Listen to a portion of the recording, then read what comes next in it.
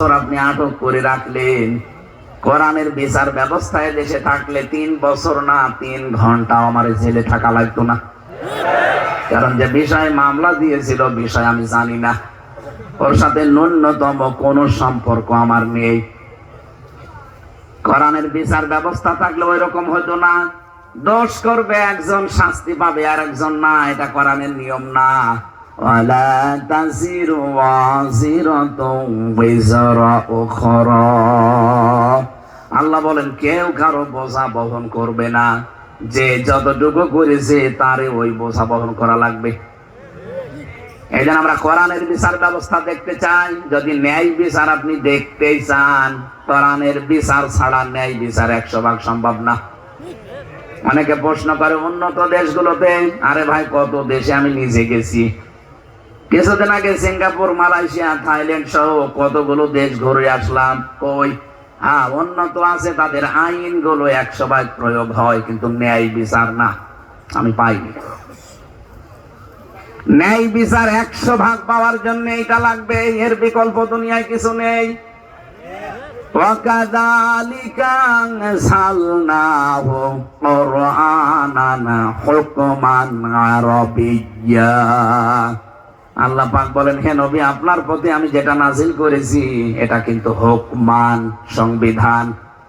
এটা যদি সত্যিই বিচার ব্যবস্থায়, এটা যদি সত্যিই সংসদে নিয়ে আপনি কায়েম করে পৃথিবীর ময়দানে দেখাতে পারেন, শান্তি কারে বলে, আমি আল্লাহ, আমার নাম শান্তি, সালাম, এই নামের কারণে আমি এই 73টা ধারা দিয়েছি, খেলা করার জন্য দেইনি। এগুলো কায়েম করে দেখেন, শান্তি কারে বলে, আমি আল্লাহ দেব। কোরআনে কারিমে সূরা বাকারার ভেতরে পড়েছি, সিবগাতাল্লাহ ওমান আহসানু মিনাল্লাহি সিবগাতাও ওয়া নাহনু লাহু আবিদুন, তোমরা আল্লাহর রঙে রঙিন হও, আল্লাহর রঙের চাইতে উত্তম রং, সুন্দর রং দুনিয়ায় আর কারো নেই। আল্লাহর রং এইটা। আল্লাহর রং কোনটা? এই রং যতদিন পর্যন্ত এই দেশে কায়েম না হবে রাষ্ট্রীয় ভাবে, ততদিন আপনি ন্যায় বিচারের তুলনায় অবিচার পাবেন। এই জন্য আমাদের মূল কথা এইটা যে আমরা এইটাকে চাই। এটা যদি কেউ রাজনীতি মনে করেন, হ্যাঁ এইটাই আমার রাজনীতি। হাদিসের শেষের 2টা কথা, ফামান দাআ ইলাইহি হাদা, একালে টান আছে। কেউ যদি মানুষকে কোরআনের দিকে ডাক দেয়, কোরআনে কারিমের দিকে কেউ যদি মানুষকে ডাকে, আল্লাহ বলেন আমি নিজে তাকে হেদায়েতের উপরে রাখি। এখানে দায়িত্ব আল্লাহ নিয়ে নেন। এই জন্য আমরা কোরআন দিয়ে মানুষকে ডাকি, এই কারণে যে আমি হেদায়েতের উপরে থাকতে চাই। কোরআন বাদ দিয়ে পৃথিবীর কোন নিয়ম নীতি দিয়ে, কোন পদ্ধতি দিয়ে মানুষকে ডাকলে আপনি হেদায়েতের উপরে থাকতে পারবেন না। ফাকাদ হুদিয়া ইলা সিরাতিন মুস্তাকিম, কেউ যদি কোরআনের ডাকে সাড়া দিতে পারে, আল্লাহ জানিয়েছেন নবীজির মাধ্যমে, অবশ্যই আমি আল্লাহ তাকে সিরাতে মুস্তাকিম নসিব করে দেব। এখন থেকে তাহলে জীবনে যতদিন বেঁচে আছি কথা শুনবো কোরআনের, কিসের? আরো জোরে। আর কোরআনের কথা শোনার আদবই এইটা, 1 নম্বরে মনোযোগ সহকারে শুনতে হবে, 2 নম্বরে চুপ থাকতে হবে। 2 নম্বর, আমরা যারা বলতে আসি তাদেরও আল্লাহ দায়িত্ব দিয়েছেন, ওয়াকাযালিকা ওয়ানজালনা ইলাইকা যিকরা লিতুবাইয়িনা লিন-নাস মা নুযিলা ইলাইহিম ওয়া লাআল্লাহুম ইয়াতাফাক্কারুন। সূরা নাহলের ভেতরে আছে 14 নম্বর পারা, 11 নম্বর পৃষ্ঠা, 4 নম্বর লাইনের 44 নম্বর আয়াতের শেষের দিকে আছে। এটা ইবনে কাসিরে আছে।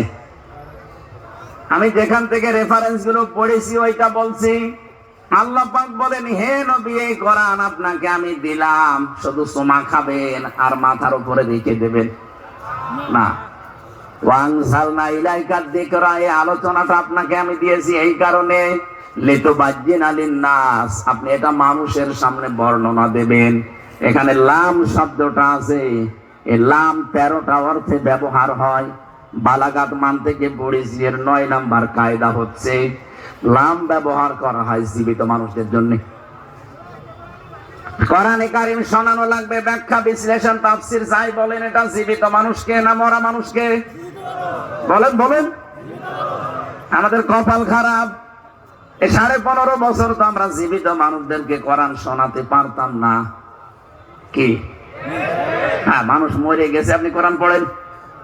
যারা বাধা দিত ওদের বাপ মারা গেলে আমারে ডেকে বলতো, হুজুর কোরআন পড়িয়ে দিন, বাবা মরে গেছে। আরে বেটা, তোর বাবা তো মরে গেছে, পড়ি করবো কি?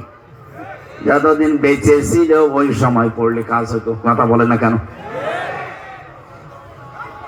আল্লাহ আমাদেরকে সময় যেহেতু দিয়েছেন, সুযোগটা আমাদের কাজে লাগানো দরকার। কোরআনে কারীম এখন বর্ণনা হবে মরা মানুষের সামনে, না জীবিত? আপনারা মরে গেছেন না জীবিত আছেন? এখন আপনি জীবিত আছেন, আপনার দায়িত্ব এবার পরের শব্দে আলা আল্লাহুম ইয়াতাফাক্কারুন, কথাগুলো আজকে শোনার পরে বাড়ি যেয়ে চিন্তা ভাবনা করবেন যে আল্লাহ কি বলে আর আমি চলছি কোন দিকে। তাহলে আমার দায়িত্ব এটা খুলে